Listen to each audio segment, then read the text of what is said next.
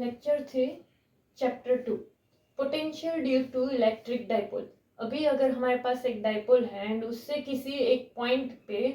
हमें potential find करना हो, तो जैसे ये हमारे पास एक डाइपोल है, यहाँ पर उसका माइनस क्यू वाला चार्ज है, यहाँ पर उसका प्लस क्यू वाला चार्ज है एंड ये दोनों चार्जेस को 2a जितने जो डिस्टेंस से सेपरेट किया हुआ है एंड ये उसका मिड पॉइंट जो है, हमारे डाइपोल का मिड पॉइंट है, यहाँ पे ओ नेम दिया है एंड यहाँ से हमारा P तक का ये जो डिस्टेंस है, यहाँ पे हमें पोटेंशियल फाइंड करना है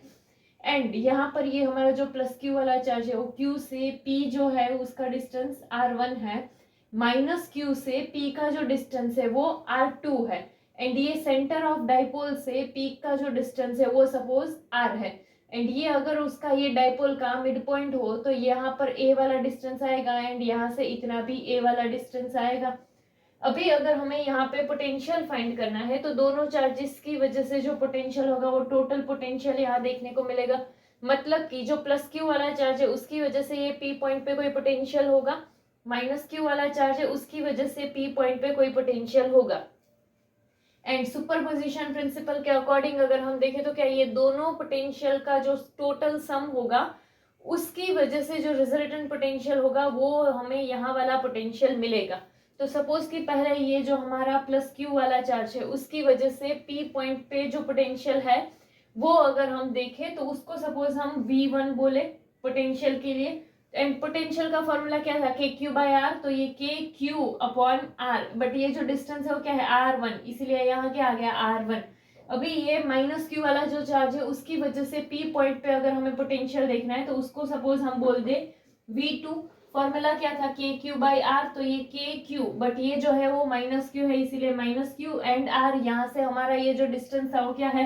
R2, इसीलिए ये क्या हो जाएगा माइनस के क्यू अपॉन R2। तो ये हमें V1 प्लस क्यू वाले चार्ज के लिए पोटेंशियल मिला, ये V2 माइनस क्यू वाले चार्ज के लिए पोटेंशियल मिला। तो सुपरपोजिशन प्रिंसिपल के अकॉर्डिंग दोनों को ऐड करेंगे तो पोटेंशियल V इक्वल्स टू क्या हो जाएगा V1 प्लस V2। तो V1 का वैल्यू पुट कर देते हैं एंड V2 का वैल्यू पुट कर देते हैं। अभी यहाँ पे ये प्लस है एंड ये हमारा कि V2 का जो पोटेंशियल है वो माइनस में मिला था इसीलिए यहाँ माइनस आया, तो ये प्लस माइनस क्या हो जाएगा माइनस एंड इसमें भी के क्यू इसमें भी के क्यू को कॉमन निकालते हैं तो यहाँ पे हमारा बचेगा क्या 1 अपॉन R1, फिर ये जो है वो माइनस हो गया था एंड यहाँ पर भी के क्यू कॉमन निकल गया था तो बचा क्या 1 अपॉन R2। तो ये सपोज हमें क्या मिला एक पोटेंशियल मिला, इसको हम सपोज इक्वेशन 1 बोल दे। अभी हमारे पास R1 एंड R2 का कोई वैल्यू नहीं है तो इसके लिए ये वैल्यू हम सपोज फाइंड करते हैं। अभी यहाँ से ये जो Q है, Q से P तक का डिस्टेंस देखें, यहाँ का पॉइंट हमारा O है तो O से P तक का डिस्टेंस देखें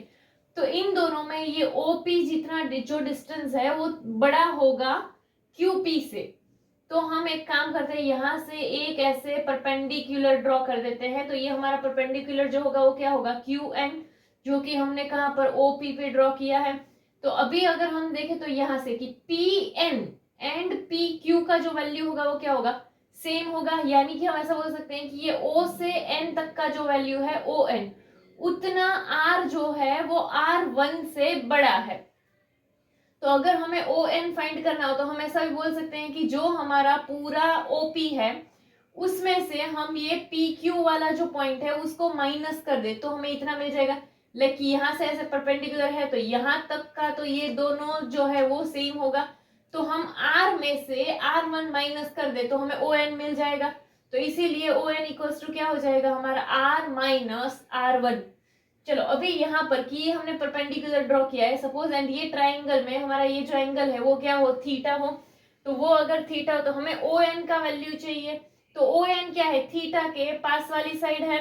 एंड यहाँ पर ये अगर देखने चाहिए तो हाइपोटेनियस आ रहा है, तो एडजेसेंट साइड हमें फाइंड करनी है। हाइपोटेनियस है तो कौन सा यूज करना चाहिए कॉस यूज करना चाहिए, तो कॉस थीटा का जो फॉर्मूला है वो क्या है एडजेसेंट अपॉन हाइपोटेनियस। तो यहाँ पर cos theta equals two adjacent हमारा क्या है ON अपॉन हाइपोटेनियस। हाइपोटेनियस क्या होगा ये QO।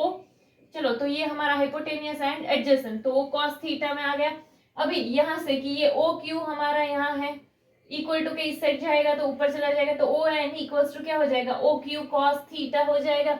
बट ये भी हमें क्या मिला है ON के इक्वल मिला है, ये भी हमें क्या मिला है ON के इक्वल मिला है एंड ओ क्यू का अगर हम वैल्यू देखें तो हमारा जो ओ क्यू का वैल्यू था वो क्या ए के जितना था,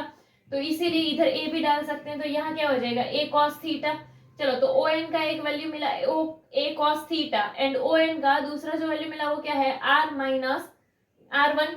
तो अभी यहाँ पर ये हमारा आर माइनस आर वन जो है इन दोनों को हम कंपेयर कर सकते हैं क्योंकि ये दोनों ओ एन के ही इक्वल है, तो ये दोनों एक दूसरे से इक्वल हो, तो इसीलिए हम ये भी बोल सकते हैं कि R minus R one equals to क्या हो जाएगा हमारा ए कॉस थीटा।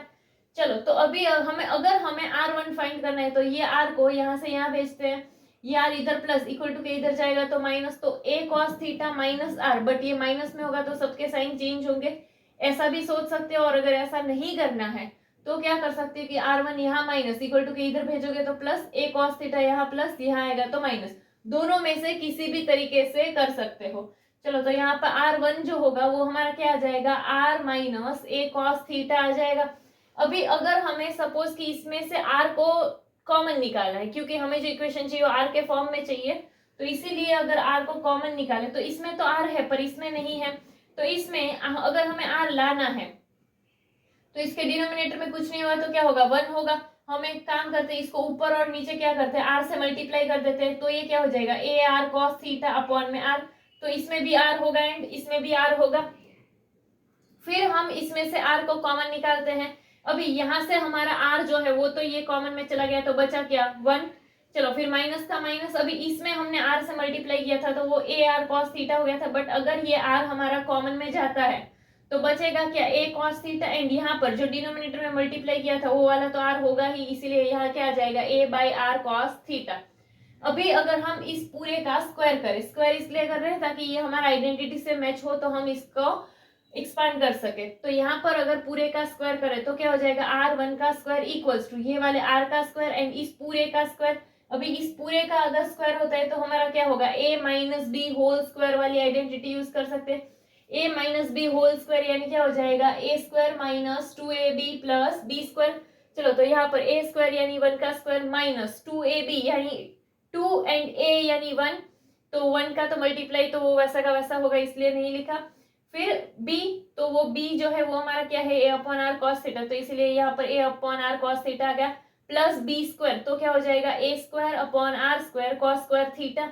अभी यहाँ पर अगर हम देखें सपोज तो हमें पता है कि ये r का वैल्यू जो है वो बहुत ही बड़ा है कंपेयर टू a का वैल्यू, तो इसीलिए a अपॉन आर स्क्वायर का जो वैल्यू आएगा वो बहुत ही ज्यादा छोटा होगा कि हम उसको इग्नोर कर सकते, इसीलिए ये वाला टर्म चला जाएगा, तो ये वाला टर्म चला गया तो बचा क्या यहाँ पे सिर्फ तो कि R square one minus two A upon R cos theta इतना बचा है। अभी ये तो हमारा स्क्वायर में है, हमारा जो देखो ये इक्वेशन में जहां वैल्यू पुट करनी है वहां पर स्क्वायर में नहीं है, तो हम स्क्वायर हटा देते हैं, तो स्क्वायर को हटाएंगे तो यहाँ पर आर वन स्क्वायर था उसका सिर्फ क्या हो जाएगा आर वन, आर स्क्वायर था उसका क्या हो जाएगा आर। अभी इसमें नहीं है तो इसका स्क्वायर रूट करेंगे, तो इसके लिए हम पावर जो है वो पावर में हाफ भी लगा सकते हैं, तो इसीलिए ये क्या हो गया one minus two A upon R cos theta की पावर हाफ।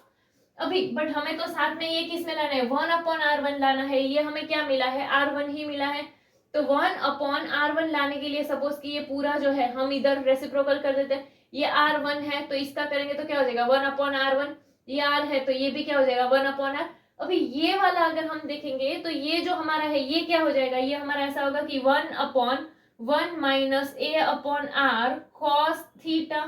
की पावर क्या हो जाएगा वन बाई टू, बट ये नीचे गया है, अगर हमें इसको ऊपर लेकर जाना है तो क्या पावर माइनस में आ जाएगी, तो फिर ये जो है ना हमारा क्या हो जाएगा ऐसा हो जाएगा माइनस वन बाई टू की पावर वाला हो जाएगा।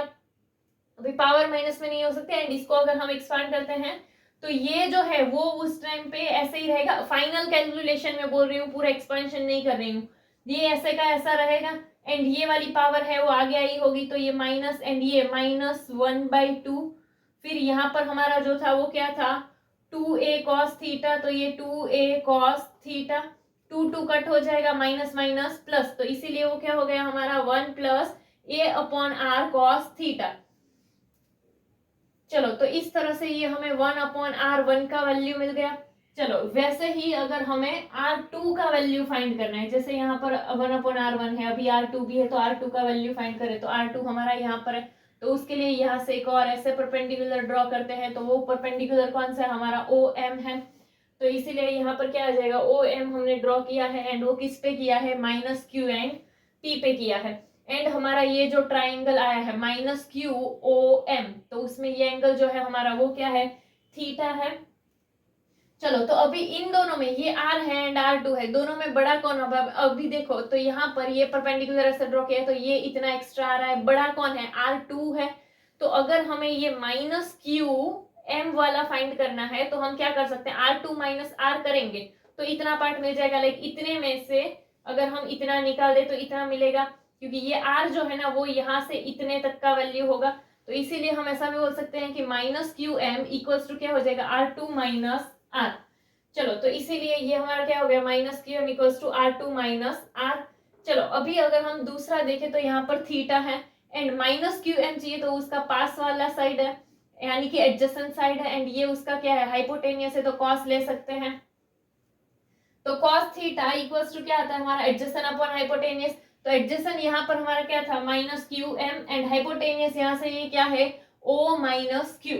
तो इसीलिए ये cos थीटा का वैल्यू होगा। अगर हम इसको भी माइनस क्यू एम के लिए इक्वेशन को बनाएंगे तो ये यहाँ नीचे है, इक्वल टू इधर जाएगा तो मल्टीप्लाई में आ जाएगा, तो इक्वेशन क्या बन जाएगा, minus Q M equals to O minus Q cos theta. अभी ओ माइनस क्यू ये जो हमारा डिस्टेंस है वो किसके जितना, ए के जितना है, तो इसीलिए वो क्या बन जाएगा हमारा, ए कॉस थीटा बन जाएगा। अभी ये जो है ये भी हमारा माइनस क्यू एम, ये भी माइनस क्यू एम के इक्वल था, तो ये दोनों भी एक दूसरे से इक्वल होंगे, तो हम ये लिख सकते हैं ना कि ए कॉस थीटा इक्वल्स टू क्या होगा, r2 माइनस आर। तो यहाँ पर चलो ये हमने वही लिखा है कि ये दोनों को इक्वल टू में लिखा, तो r2 minus are equals to क्या आ गया, ए कॉस थीटा। अभी हमें क्या चाहिए, r2 चाहिए, तो इसीलिए ये जो r है उसे हम यहाँ से यहाँ भेज दे, तो ये r यहाँ माइनस इक्वल टू के यहाँ आएगा तो प्लस, तो इसीलिए r2 इक्वल्स टू क्या हो जाएगा हमारा, r प्लस ए कॉस थीटा।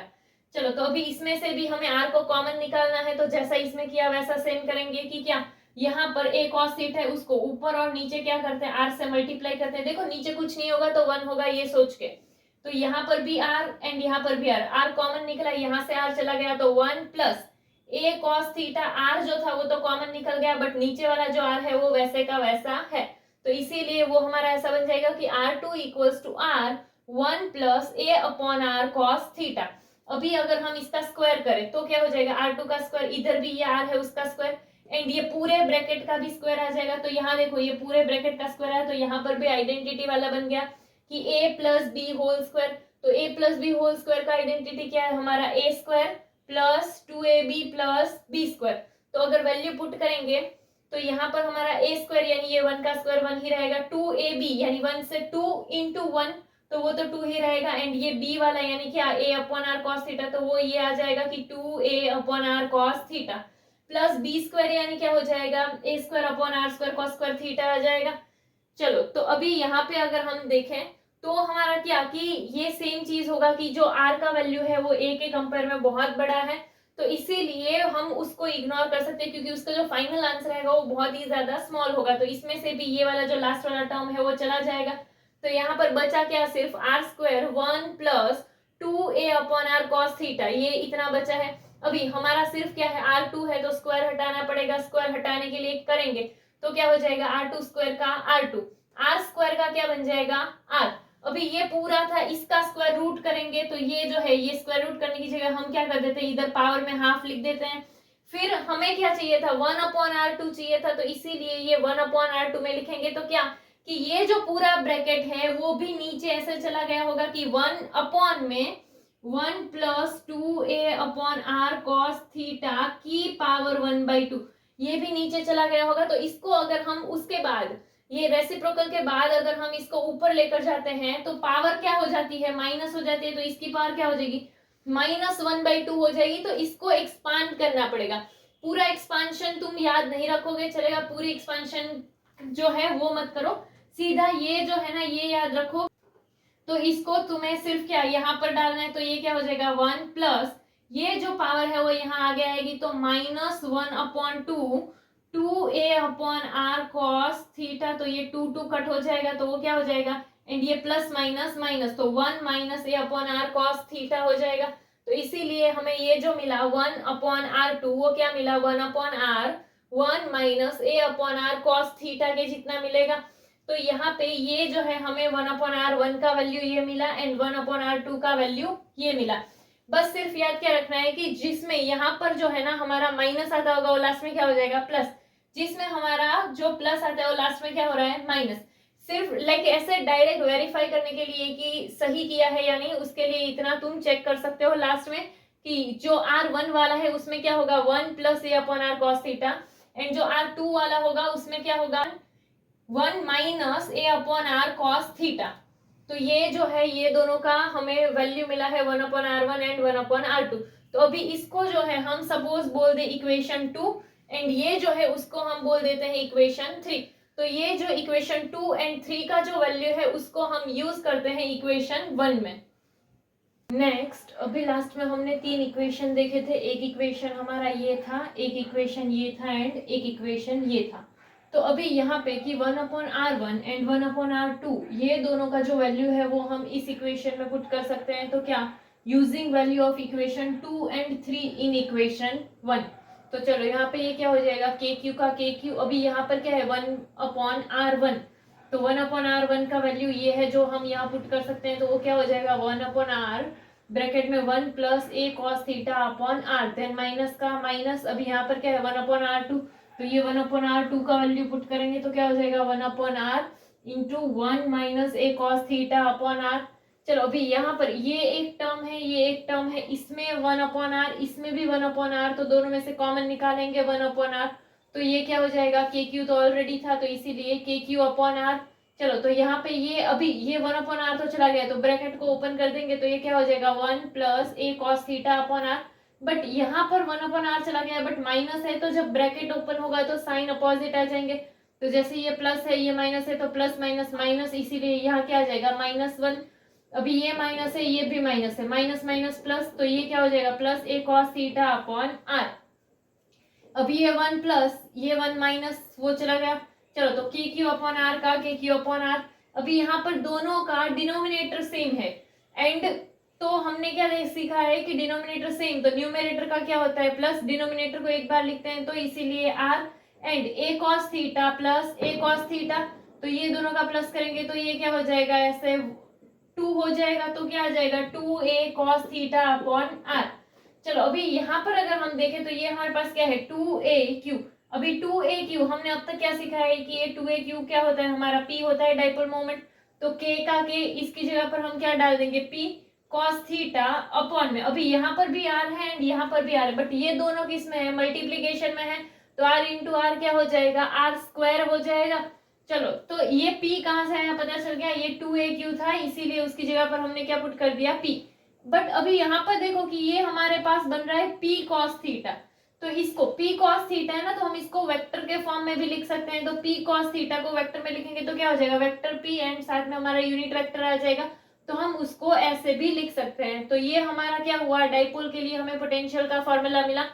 साथ में हम इसको ऐसे ना लिख कर लाइक ये वेक्टर फॉर्म में ना लिख कर ऐसे भी लिख सकते हैं कि k p cos θ/r²। चलो अभी इसके अलावा एक और चीज क्या कर सकते हैं कि k का वैल्यू जो है वो पुट कर सकते हैं। k का वैल्यू हमारा क्या है 1/4πε0, तो इसीलिए ये देखो ये क्या हो गया 1/4πε0, फिर ये p cos θ है वो p cos θ एंड r² का r², तो ये फॉर्मूला भी यूज कर सकते हैं। एंड इसके अलावा हम जो ये वेक्टर फॉर्म है तो उसके लिए भी ऐसा कर सकते हैं कि k का वैल्यू पुट करते हो गया 1/4πε0, ये वेक्टर p का वेक्टर p, फिर हमारा यूनिट वेक्टर था, तो अगर हमारा यूनिट वेक्टर है तो यूनिट वेक्टर कैसे होगा ऐसे वेक्टर अपॉन मैग्नीट्यूड के हिसाब से, तो यहाँ पर ये जो है हमारा ये वेक्टर आ गया एंड नीचे r, अभी ऑलरेडी एक हमारा क्या था r² था, फिर से एक r आया तो r² इंटू r, इसीलिए क्या आ गया r³ आ गया। तो ये सारे हम इसमें से कोई भी जो है वो तुम लास्ट में डिराइव करके दिखा सकते हो, बट एक फॉर्मूला जो है वो याद रख लेना क्योंकि एक याद होगा तो उससे ये बाकी वाले जो है वो खुद डिराइव कर सकते हो। अभी पोटेंशियल अगर हम देखें तो जो पोटेंशियल होता है पॉइंट चार्ज के लिए हमने देखा एंड हमने डाइपोल के लिए भी पोटेंशियल देखा। हमारा जो पॉइंट चार्ज है वो पॉइंट चार्ज के लिए जो फॉर्मूला हमारा था वो क्या था कि वो 1/r के हिसाब से था, मतलब कि जो पॉइंट चार्ज के लिए पोटेंशियल है वो r के इनवर्सली प्रोपोर्शनल है। बट वही चीज अगर हम डाइपोल के लिए देखें तो डाइपोल के लिए जो हमारा पोटेंशियल है वो क्या है r² के इनवर्सली प्रोपोर्शनल है। चलो इसके अलावा अगर हम देखें तो इसके केसेस देख सकते हैं, जैसे कि पोटेंशियल जो है डाइपोल के कोई एक्सियल पॉइंट के लिए हम पोटेंशियल देखें तो वहां पर जो एंगल बनेगा, ये एंगल कौन सा होगा, तो ये जो डाइपोल में पोटेंशियल जो होता है वो हमारा डाइपोल मोमेंट एंड जो हमारा वेक्टर आर होता है इन दोनों के बीच के एंगल पे डिपेंड करता है। तो यहाँ पर कि अगर एक्सियल पॉइंट होगा तो वो ऐसे होगा कि चलो ये डाइपोल है तो यहाँ या ऐसे किसी पॉइंट पे अगर हम पोटेंशियल फाइंड करते हैं तो हमारा एंगल जो है वो क्या, या तो हमारा 0 बन सकता है या तो 180 बन सकता है। तो cos 0 अगर हम देखें तो उसका वैल्यू क्या होता है, 1 होता है, एंड cos 180 का वैल्यू क्या होता है, -1 होता है। तो ये दोनों में से कोई भी एक एंगल अगर हमारा बनेगा तो जो फॉर्मूला है हमारा वो तो यही आएगा, क्या, KP/r²। बट ये +1 -1 के हिसाब से क्या प्लस माइनस, तो इसीलिए एक्सिस वाले पॉइंट पर अगर हम पोटेंशियल देखें तो वो हमें क्या मिलेगा, +or- KP/r²। एंड यही चीज अगर हम उसके इक्वेटोरियल प्लेन वाले पॉइंट पर देखते हैं तो वहां पर जो एंगल बनेगा हमारा वो क्या बनेगा, 90 डिग्री का बनेगा। एंड cos 90 का जो वैल्यू होता है वो क्या होता है, 0 होता है, इसीलिए वहां पर जो पोटेंशियल का वैल्यू मिलेगा डाइपोल के लिए वो क्या होगा, 0 होगा। इसके अलावा हम ये ग्राफ जो है वो भी कर सकते हैं कि जैसे हमारा पॉइंट चार्ज के लिए जो पोटेंशियल था वो आर के इनवर्सली प्रोपोर्शनल था। तो यहाँ पर अगर हम देखें तो ये जो हमारा ये वाला जो है ये क्या पॉइंट चार्ज के लिए दिखा रहा है हमें पोटेंशियल, एंड ये जो ब्लैक वाला है वो r² के हिसाब से दिखा रहा है कि जैसे देखो डाइपोल के लिए वो r² के इनवर्सली प्रोपोर्शनल है एंड ये पॉइंट चार्ज के लिए वो r के इनवर्सली प्रोपोर्शनल है। एंड यहाँ पर ये दोनों के यूनिट्स ये, ठीक है, कि जैसे ये डिस्टेंस के लिए है तो ये मीटर में है, एंड यहाँ पर ये पोटेंशियल है, पोटेंशियल का क्या हमने एक देखा था जूल पर कूलम। तो यहाँ पर ये जो है हमने पोटेंशियल देखा इलेक्ट्रिक डाइपोल के लिए। हम लोग पॉइंट चार्ज के लिए पहले ही देख लिया है हमने, बस उसके लिए याद क्या रखना है कि पॉइंट चार्ज के लिए जो होगा वो आर के इनवर्सली प्रोपोर्शनल है, डाइपोल के लिए जो पोटेंशियल है वो r² के इनवर्सली प्रोपोर्शनल है।